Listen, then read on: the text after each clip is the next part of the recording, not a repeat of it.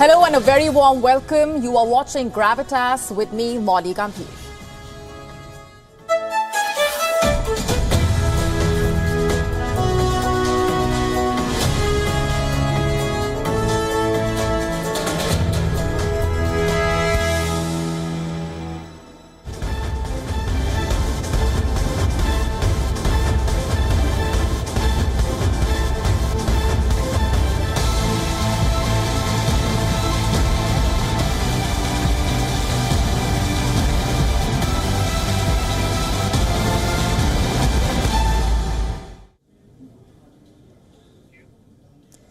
It is 9 p.m. in India, 8:30 p.m. in Pakistan, where counting is underway after a day of polling. It was marred by violence, internet suspension, polling delays. That's just a short summary of how the day unfolded in Pakistan. And to dissect those developments for us and to get us the latest from on the ground, with us on the broadcast is our Pakistan Bureau Chief Anas Malik, who has been closely monitoring the elections and how the day has unfolded for the people of Pakistan and the way in which this election will determine the fate of the people of the country. Let's go straight across now to Anas Malik, who's with us. Anas, first things first, describe for us what the early trends are indicating at this point. What are you picking up?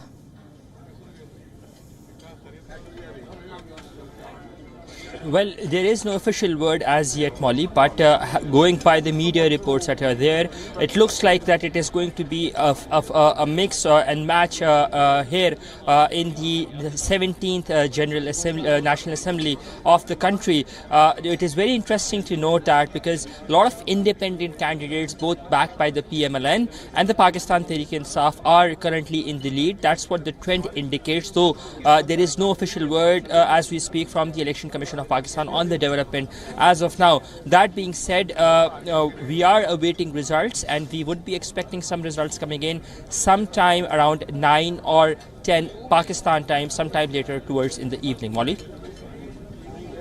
Anas, if you can just describe to our viewers what the day has been like for the people of Pakistan. There were reports of delays at certain polling stations. Of course, it's been an election that's been marred by violence as well. How and to what extent has that actually affected the voter sentiment on the ground?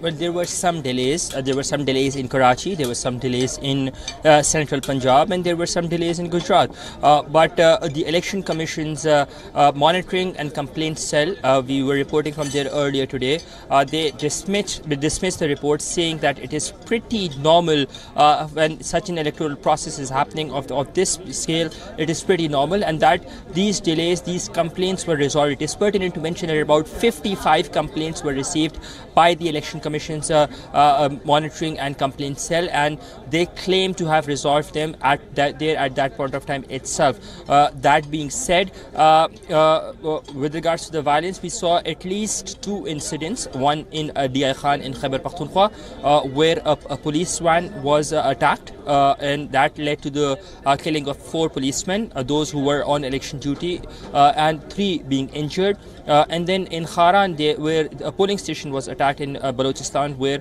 at least 2 levies personnel have lost their lives. But overall, if I talk to you in the country overall, there were some minor incidents of altercations or brawls reported, but nothing that of too major in nature. So all in all, if you were to compare it with the previous years or yesteryears, this has been, at least prima facie, this has been one of the most peaceful elections, though one of the bigger factors would be for any violence going underreported would be the fact that the mobile phone services were suspended just as Pakistan went to polls. 4 minutes before the polls opened in the morning, the mobile phone services were suspended, and now as I talk to you, the Ministry of Interior has said that 12 hours later, in fact 13 hours later, they're now in the mood to reopen those cellular services. Molly? Right. What details do we have at this point about the voter turnout, roughly?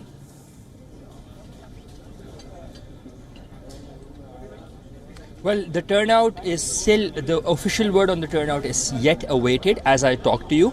But the initial trends, and having spoken to ground sources and having spoken to people and having witnessed the polling process, officials say that we would be expecting the turnout somewhere between 40 and 45%, though this is still a bit unclear, and the final word on the voter turnout would be known from the Election Commission itself, as in when it puts out the preliminary results, the official and unofficial results both on its part. Molly?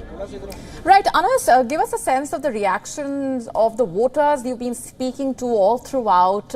What are their expectations really from this election, and what are the immediate issues that they would like should be prioritized, should be dealt with?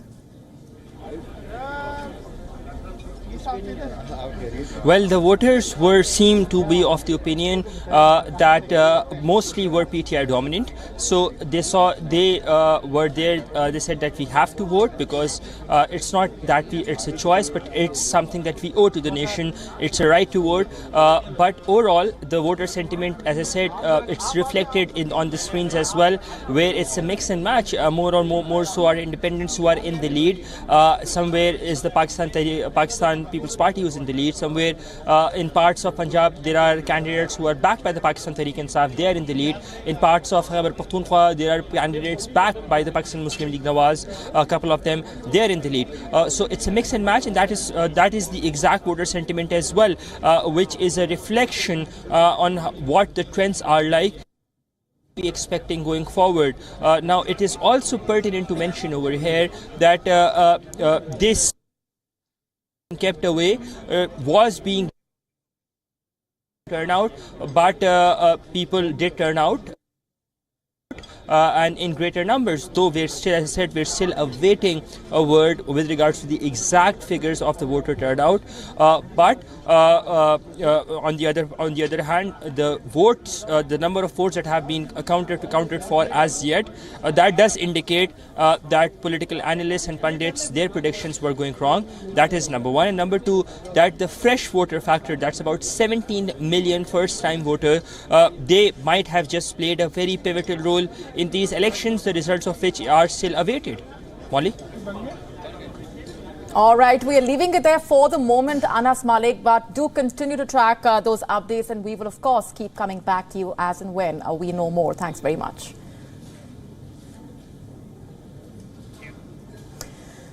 All in all, an important day for Pakistan, to say the least. 128 million voters, 5,000 plus candidates, 167 political parties, 90,000 plus polling booths.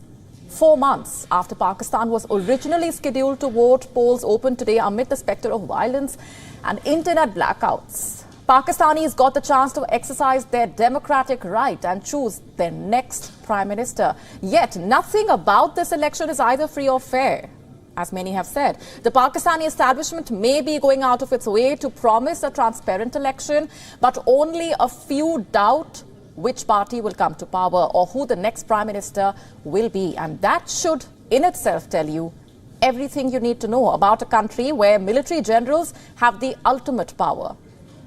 The truth is this: the polling today was marred by violence as well as pre-vote rigging. It is estimated that there was a voter turnout of 40 to 45%. That's just the estimate, as we've been discussing.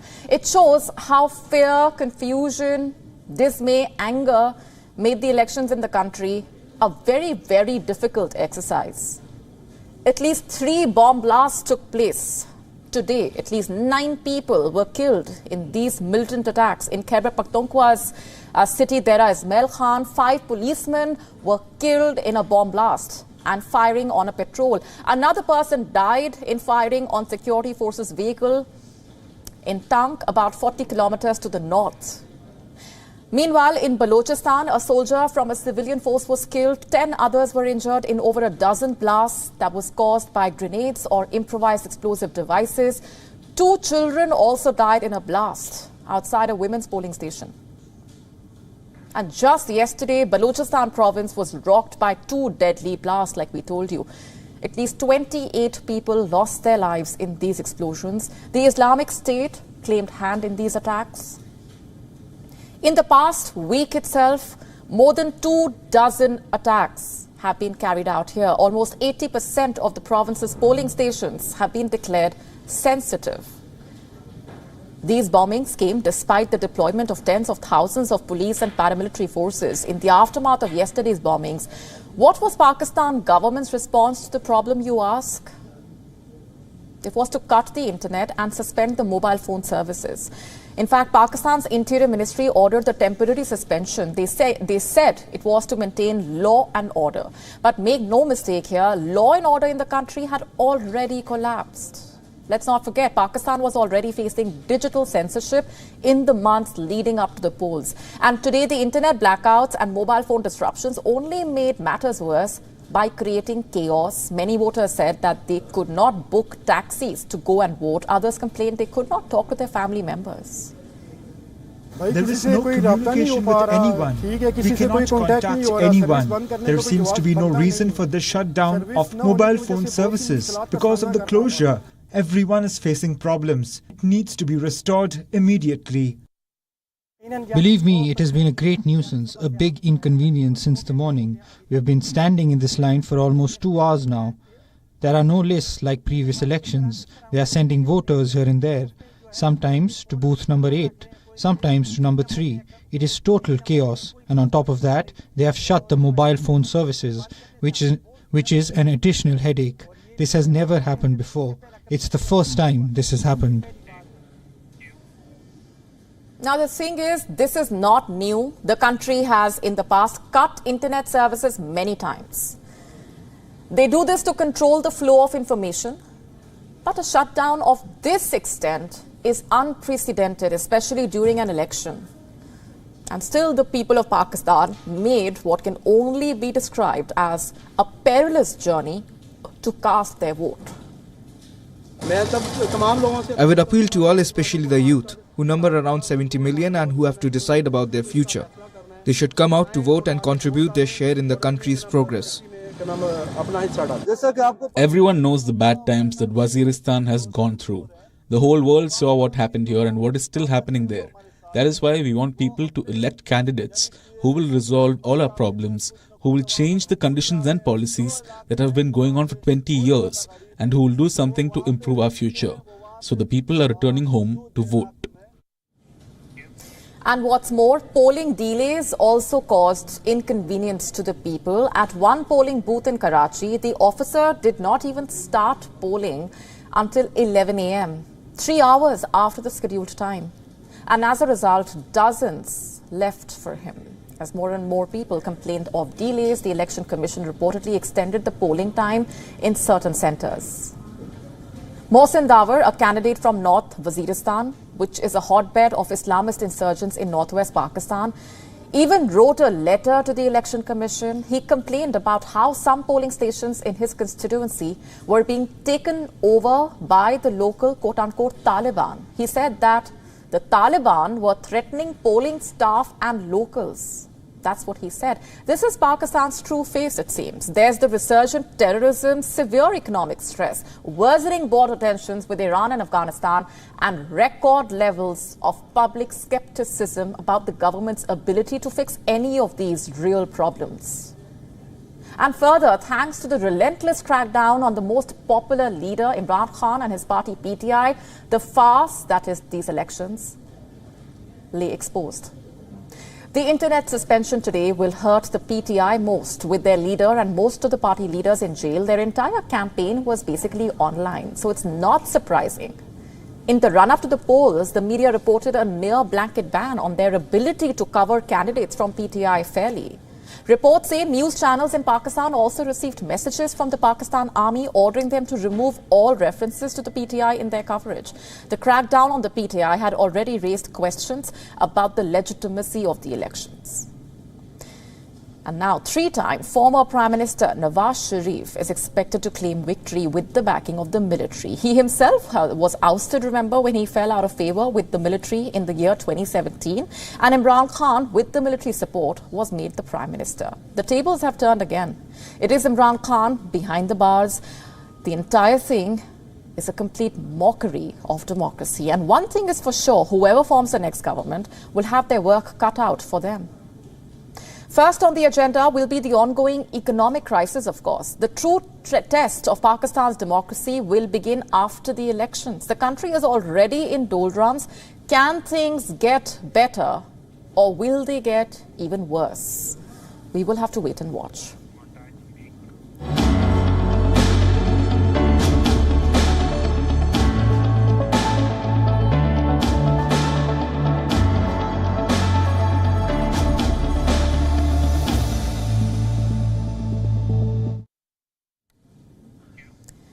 Shifting our focus now to India's other neighbor, China has opened yet another base in Antarctica. Now, this is Beijing's fifth base in the continent. Fifth. The question is, why does China need so many bases in Antarctica? For scientific exploration, it says. But really, is that the full story, or is this basically a cover-up for something sinister? Let's see. The so-called scientific research base is called Kinling. This is where it lies on a map. It is perched on the rocky coast of Inexpressible Island in the icy Ross Sea. The construction for the base started back in 2018, but the launch got delayed thanks to COVID-19. In November, China sent its biggest Antarctic fleet to the site to finish off the project.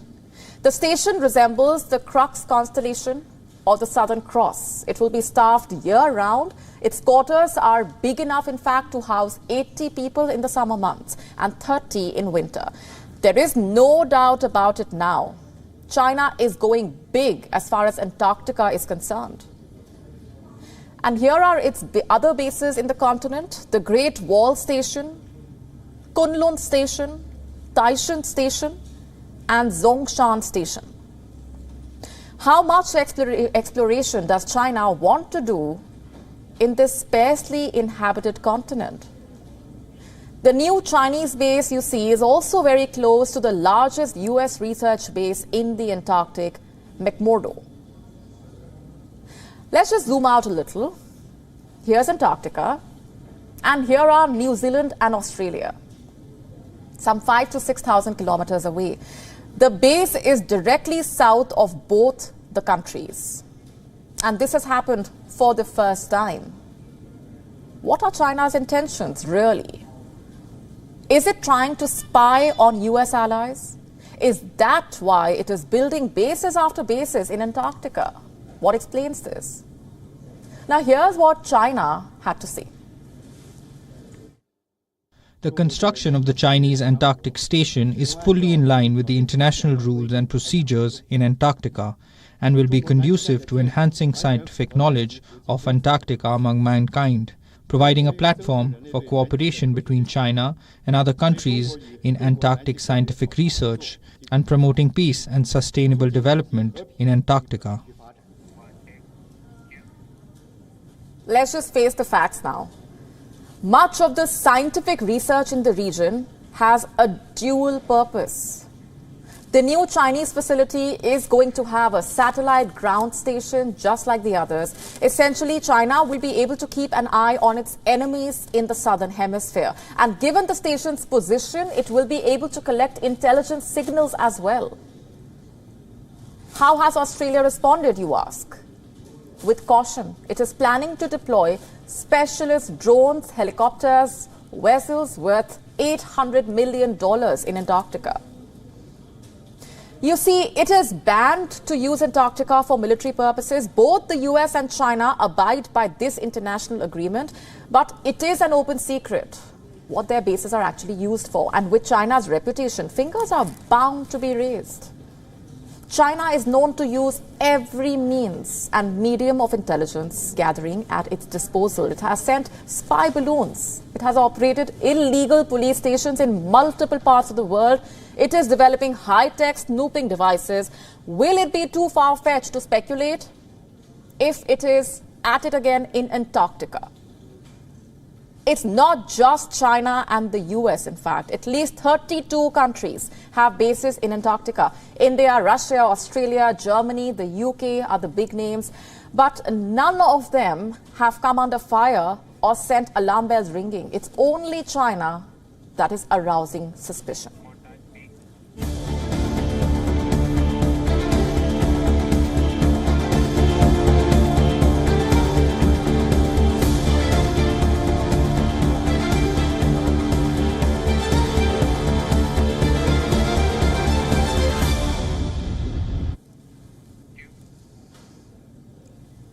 Let's now shift focus to Pakistan's all-weather ally, and that's China. By now, it's no secret that China has been waging an all-out spy war against the West. But did you know that Beijing has also been silently spreading its tentacles in Tibet? A new report reveals shocking details. Tibetan activist groups have flagged how the Chinese government is increasing digital surveillance of Tibetans. And just how are they doing that, you ask?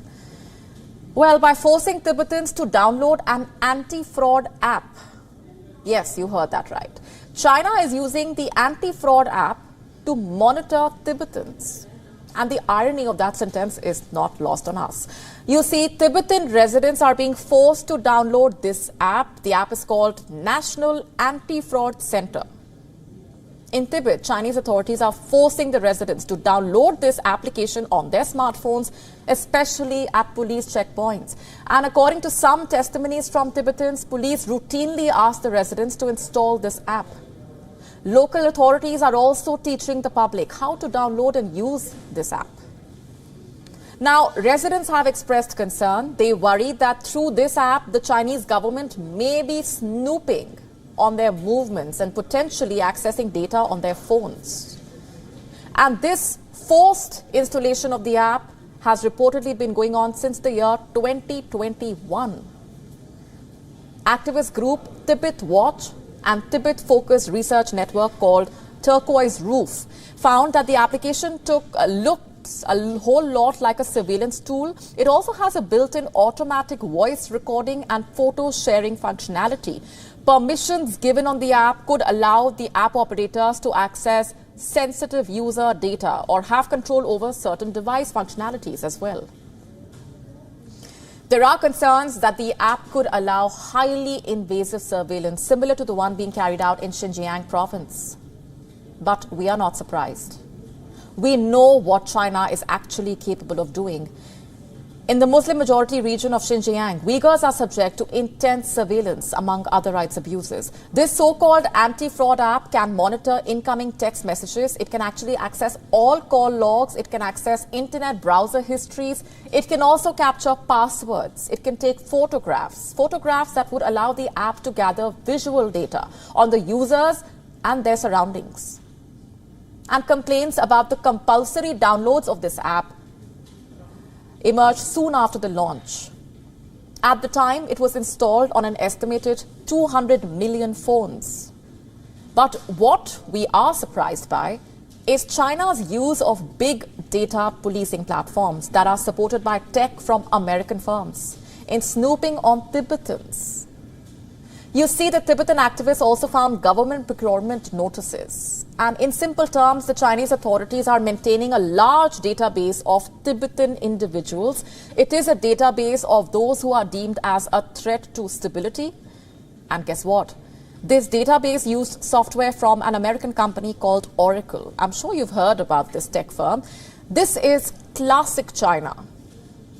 The analysis made by the Tibetan expert says it is reasonable to assume that any data collected by the anti-fraud app could very well be used in this particular database. The report basically calls on international companies as well as governments to ensure they do not provide resources for China's mass surveillance programs. Beijing has wielded a tight grip on Tibet since it sent in troops in 1950. Activists say China limits Tibetans' freedom of travel by controlling their passports. China also heavily monitors their communication with the outside world. And there are several cases in which Tibetans have been detained for their messages on popular messaging platform WeChat. Tibetans with accounts and keywords deemed too politically sensitive have been suspended or scrubbed. What Beijing is doing is forcing Tibetans to carry out self-censorship. It signals a distressing trend. As China becomes more and more intrusive, the fear of repercussion will force ordinary citizens to change the way they communicate, talk to each other, or even express themselves. What kind of a society can actually thrive if people cannot even freely express themselves?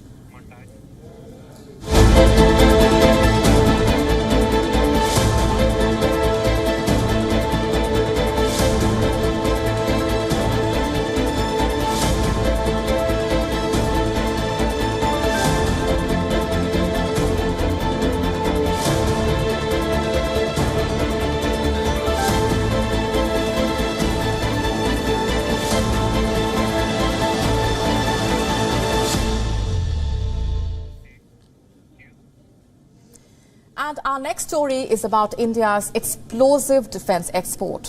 Amid the multiple conflicts brewing in West Asia, key regional player Saudi Arabia is looking to boost its firepower.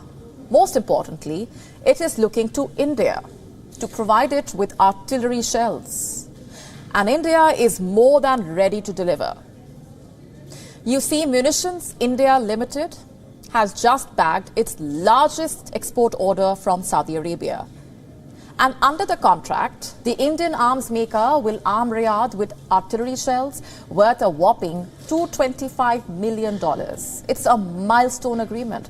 The order was inked earlier this week during the World Defense Show at Riyadh. Already, they say, it is among the biggest Indian defense export orders. It follows the recent series of bilateral military exercises between India and Saudi Arabia. It is a major boost for India's defense exports. In the year 2023, India witnessed record defense exports as well as an all-time high defense production. And this is part of India's efforts to achieve self-reliance in defense and the armed forces. And at the forefront of India's focus is strengthening border infrastructure, utilizing women power and ensuring servicemen's welfare. Between 2022 to 23, defense production in India crossed 1 lakh crore rupees for the first time. In fact, according to a press release by India's Defense Ministry, the defense exports crossed the all-time high of nearly 16,000 crore rupees in FY 2022 to 23. India exported to more than 85 countries. The Indian government is working with defense industries to promote defense production within India. A number of policy reforms have been taken by the government, and the aim basically is to make India the world's defense manufacturing hub. And currently, 100 Indian firms have exported products which include Dornier 228, 155mm advanced towed artillery guns, BrahMos missiles, Akash missile system, radars, simulators, among others. The demand for India's LCA Tejas, which are light combat helicopters, has also grown. India's export ambitions are a sign of New Delhi's growing clout. While India's dependence on foreign arms continues to be high, the explosive growth in exports is a major positive sign. It could turn the balance in India's favor.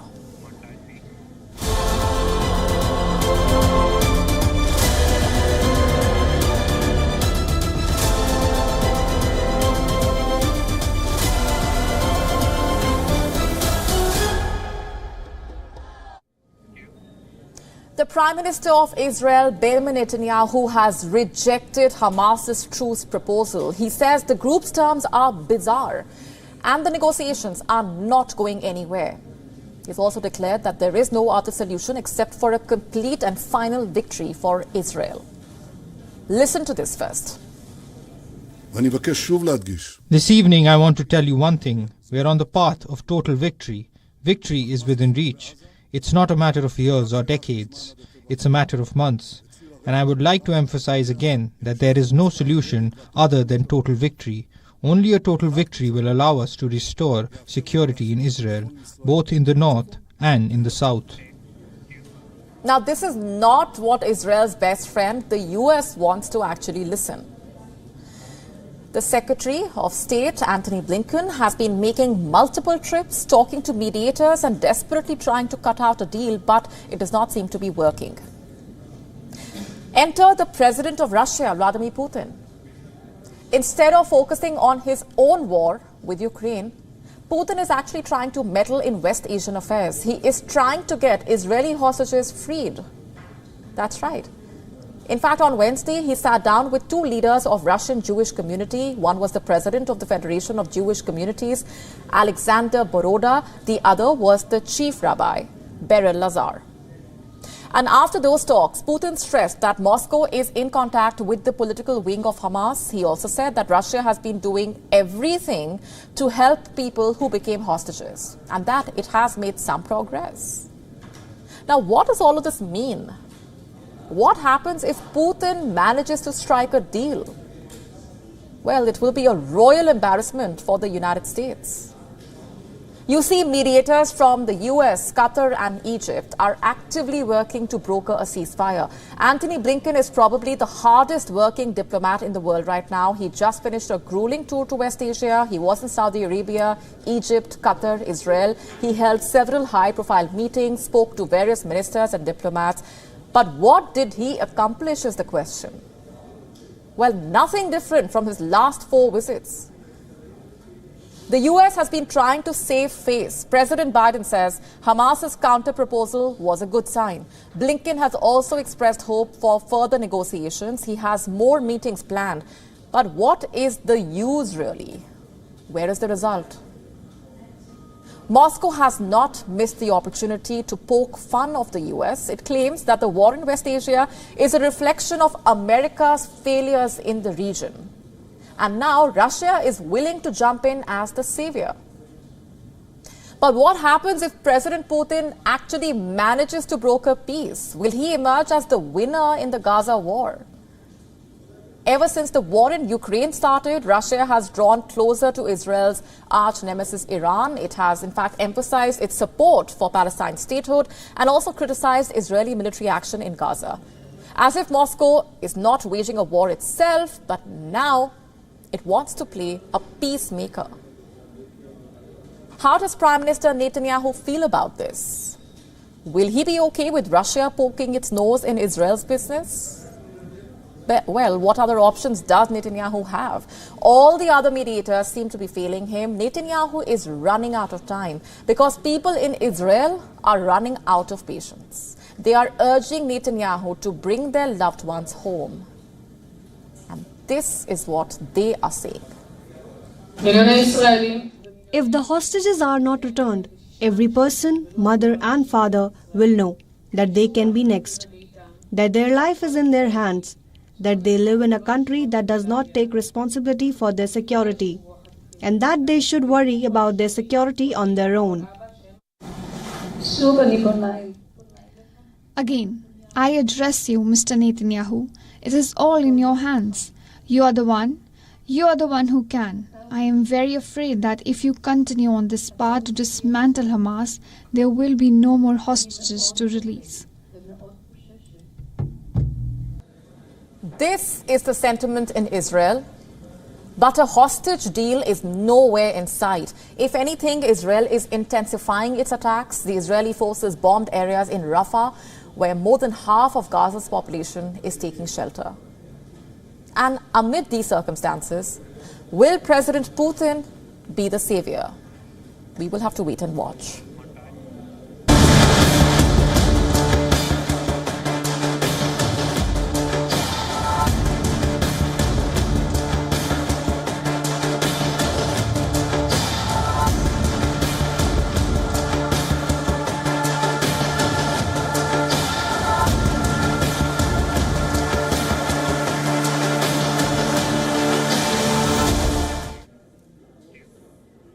Will the Maldives sink under debt?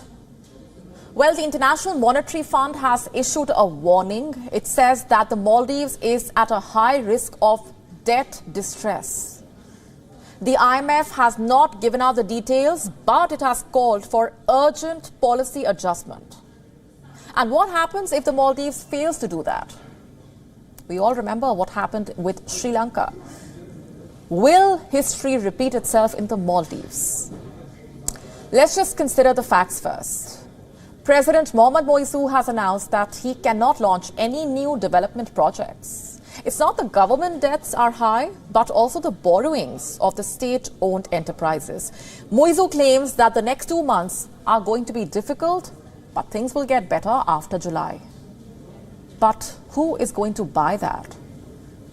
His government is pro-China. Mali borrows heavily from Beijing.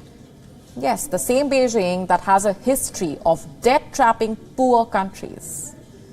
It did the job well in Sri Lanka. Is it now doing the same in the Maldives?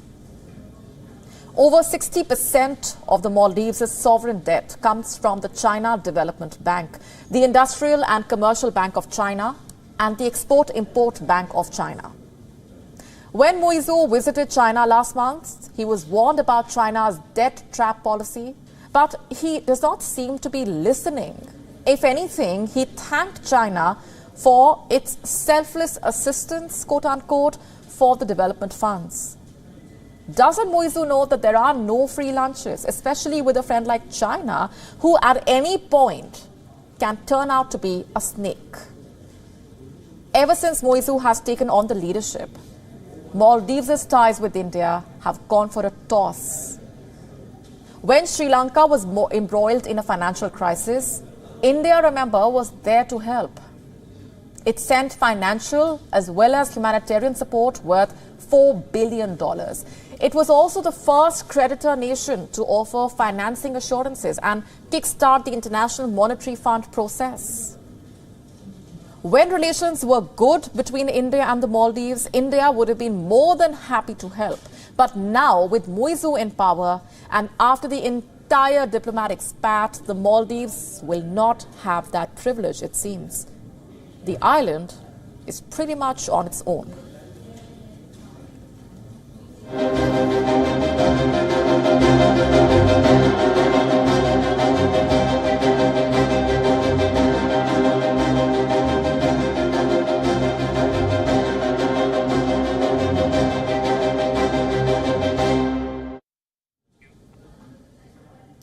Our Gravitas special tonight focuses on weight loss drugs. We've all heard about them. There are a variety of them out there in the market. But should you be using them is the question. Just how effective are they really? One medication called semaglutide has been making headlines. For those unversed, it is basically an anti-diabetic medication. It is used for the treatment of type 2 diabetes and an anti-obesity medication used for long-term weight management. And why is it in the news, you ask? Well, according to a new study, a huge chunk of the overweight users of the drug had significant weight loss after 12 months. And how huge is this chunk? Over 80%. This study by the International Journal of Obesity throws light on the significant efficacy of the drug. In fact, those without diabetes had more significant weight loss as compared to those with diabetes. Basically, semaglutide demonstrated notable improvement in obesity, metabolic and cardiovascular disease risk outcomes in a clinical setting. In the year 2023, roughly 1.7% of the people in the US were prescribed a semaglutide medication. Semaglutide is available in 3 forms: Wegovy, Ozempic, and Ribelsus. Wegovy and Ozempic are sold by the Danish company Novo Nordisk. The semaglutide tablet sold in India, Ribelsus, saw a value growth of 142% and unit growth of 138% in January 2024. There is also a recently approved weight loss drug called Zepbound. It has seen rising demand, and the maker of the drug says that it will expand manufacturing capacity. In fact, it expects the demand for Mounjaro and Zepbound to outpace the supply in this year. First things first. Obesity is categorized as having a body mass index of more than 30. And how widespread is obesity? The World Obesity Federation in London estimated that 770 million adults worldwide could be classed medically as obese in 2020 and predicted that the number could exceed 1 billion by the year 2030. Obesity also contributed to a higher burden of associated comorbidities, resulting in substantial morbidity and mortality. The fact is, the weight loss market is huge. India's weight loss market, for that matter, has almost tripled in size since January 2022. But should you be using weight loss drugs is the question. And how does one decide? Let's also remember that weight loss is not just a medical term or a medical problem. It is a social concept as well. And you all know exactly what I mean. The way body sizes are defined, perceived, judged, and measured.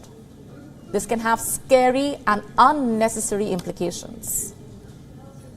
So back to the big question. Should you be using weight loss drugs? Are they for you? And which one? How do you decide? Well, the best way, as always, is to approach and consult your doctor. Do not be your own doctor, and definitely do not take such decisions based on what the society is telling you or wants you to do.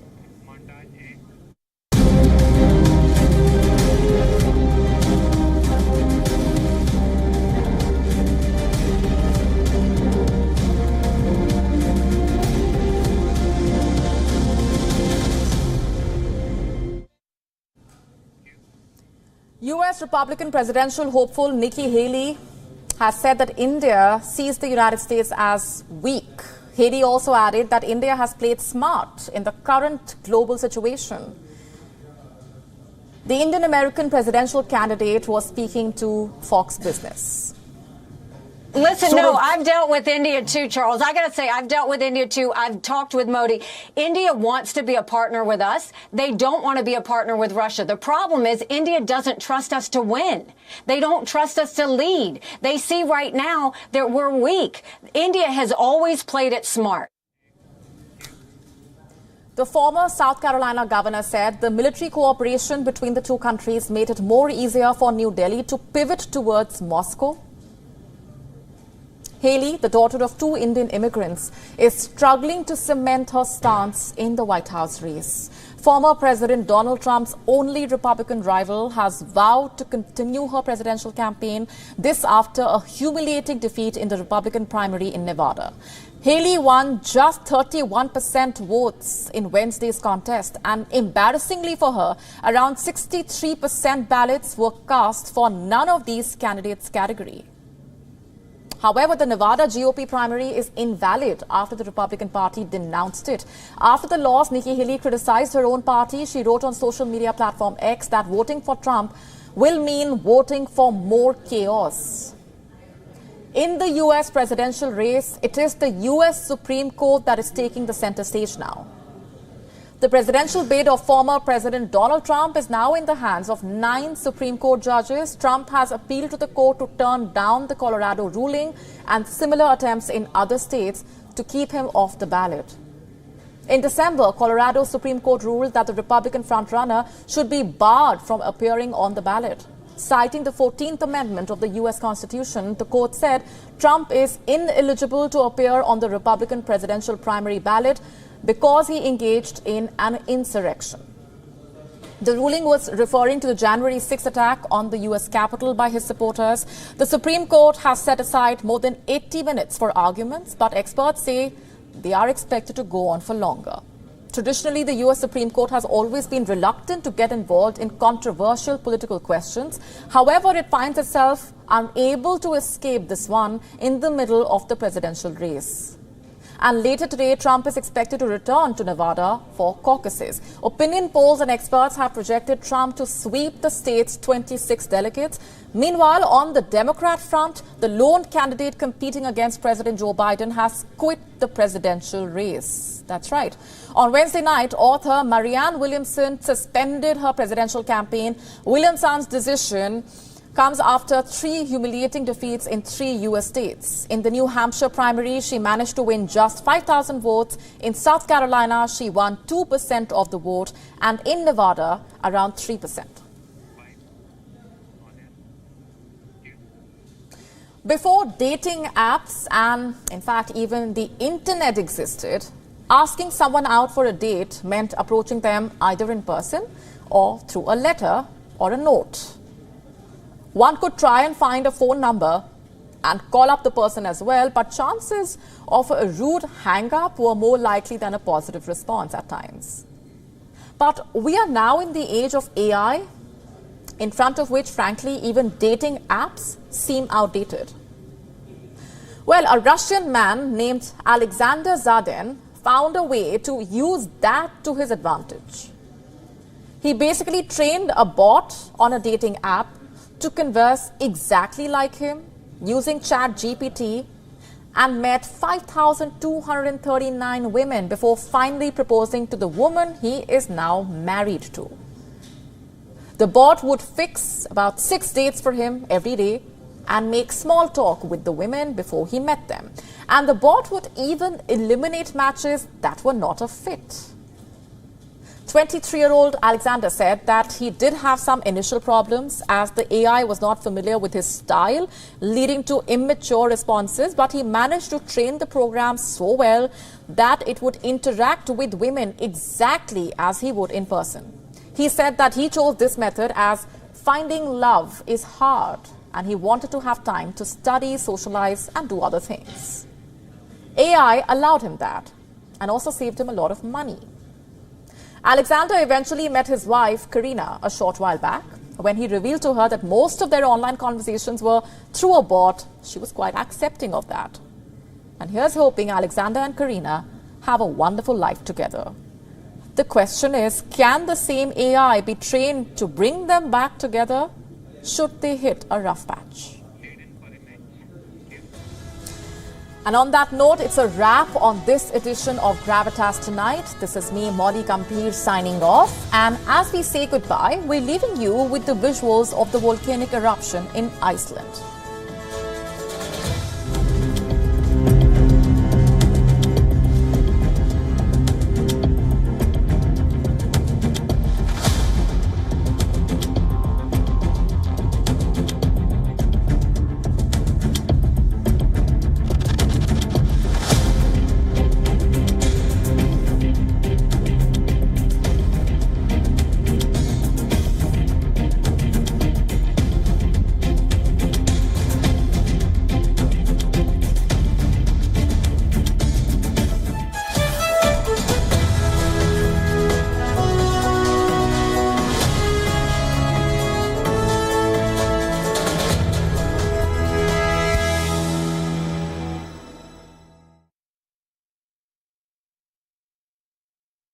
WION, India's global voice, the channel that brings you the biggest stories from across the world through India's lens. Now available in more than 190 countries worldwide, because we believe that the world is one. Watch us in Africa, Europe, USA and Canada, South America, Asia Pacific, Middle East and North African regions. Also available on these digital platforms across the world. WION. World is one. We are one, you and I. Burning in the sun. Rising in the rain. One in celebration. One in pain. One in a tragedy. One for our rights. One in search of hope. One in our fights.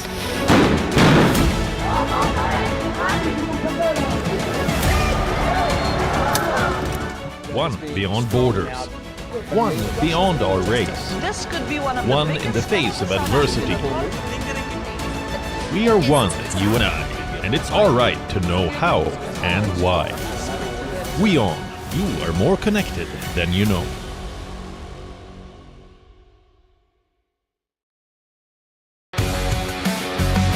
This week on Take It Out.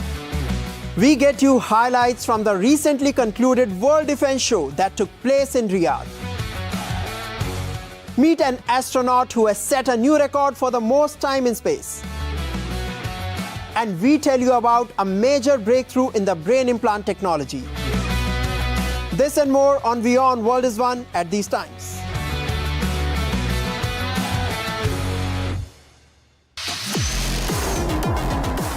As chatter surrounding the carbon footprint of celebrities takes over social media, we look at big names who have come under fire for luxury travel. We decode the most popular Super Bowl halftime shows so far, and we share a special list of binge-worthy romantic comedies ahead of Valentine's Day. All this and more with me, Alison Lagrange, at these times only on WION eClub.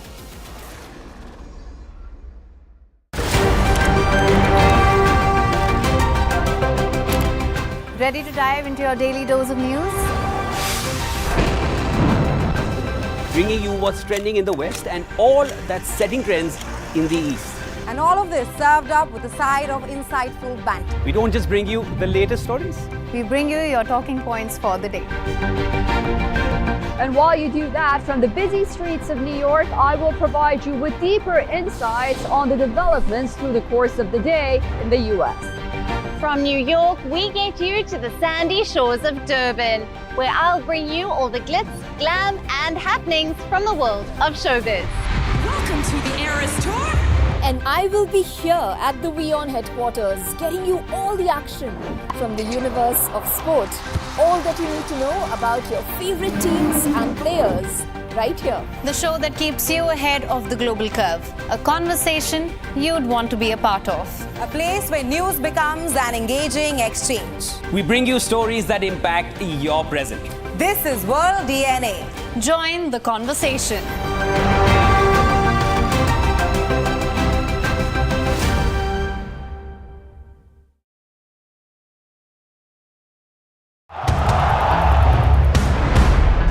Everyone loves a contest.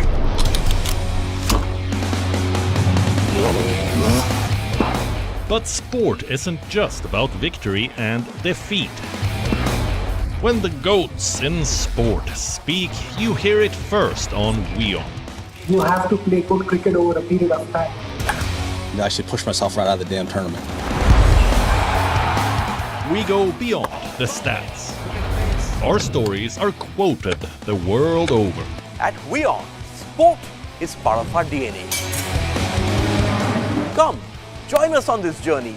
Weekdays 6:30 p.m. IST, 1 p.m. GMT.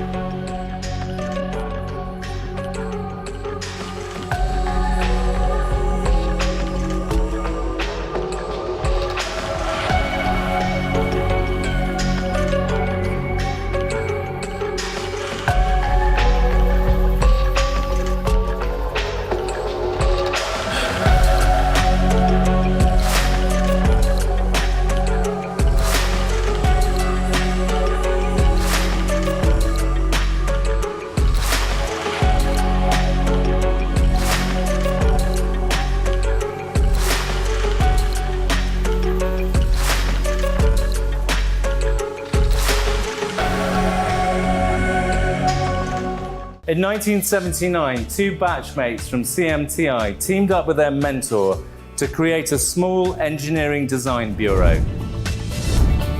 We could conceive machines from first principles, and that's where we got the confidence that can we start a consulting company where we do design for others.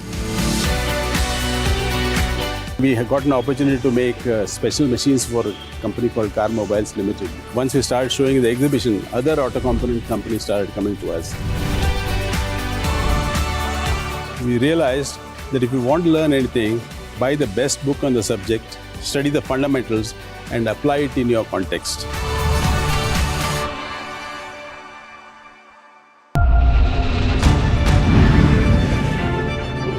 I'm Vikram Chandra, and join me on WION with 2 weekly shows that will keep you informed. This World, a show that wraps the world's biggest global stories and brings you up close with the biggest newsmakers. This World is coming to you from London, from in front of the White House in Washington, D.C., from one of the most magical sites that I think I have ever been at. It's completely feasible for India to become one of the world leaders in AI within the next decade or so. The search for life in the universe is one of the greatest quests of all time.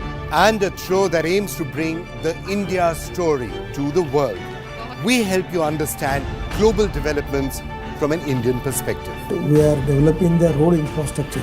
In the end of 24, it will be equivalent to the road infrastructure of USA. We have put up airports which were obliterated from the civil aviation map almost 50 years ago. जो भी मेरे competitors हैं उनके साथ हमारा सभी का आपस में एक अच्छा रिलेशन भी है. हम एक दूसरे को हमेशा पुश करते हैं अंदर खेलते टाइम भी. I'm Vikram Chandra, and this is WION. World is One, taking India's voice to the world.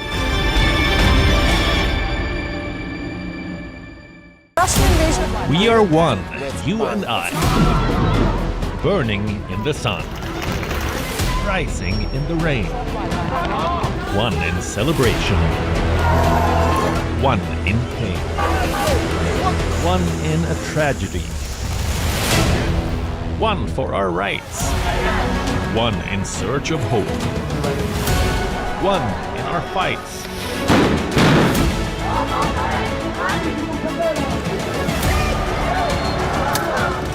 One beyond borders. One beyond our race. This could be one in the face of adversity. We are one, you and I, and it's our right to know how and why. WION, you are more connected than you know.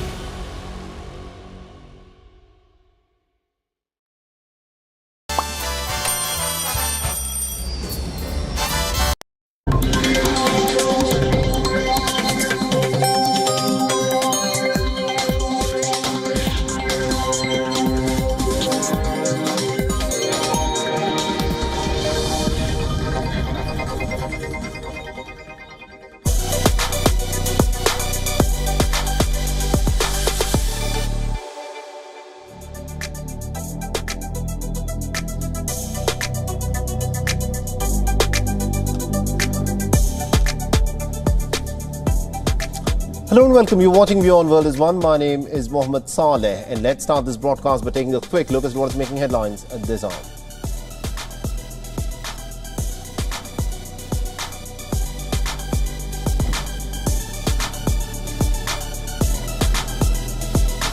The WION gets you the latest from ground zero as counting is presently underway after millions of Pakistanis vote in their national elections that have been marred by allegations of rigging and also a shutdown of mobile telephone services.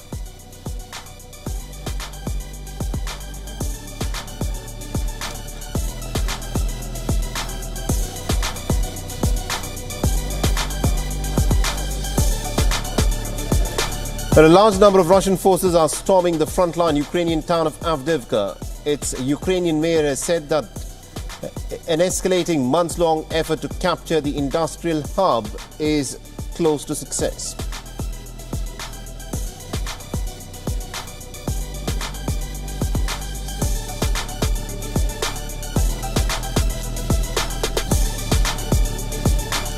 The American President Joe Biden will host Jordan's King Abdullah II in Washington on Monday. The White House has said that the talks are aimed at resolving the Israel-Hamas conflict.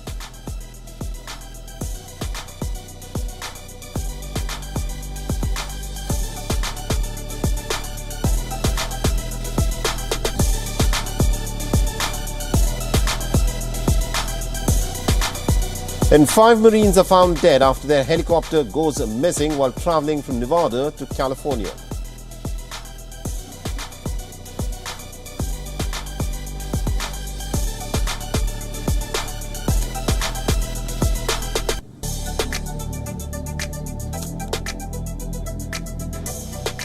And Europe's climate monitor has said that the Earth has endured 12 months of temperatures that are 1.5 degrees Celsius hotter than the pre-industrial era, for the first time on record, in what scientists are calling as a clear warning for human existence on planet Earth.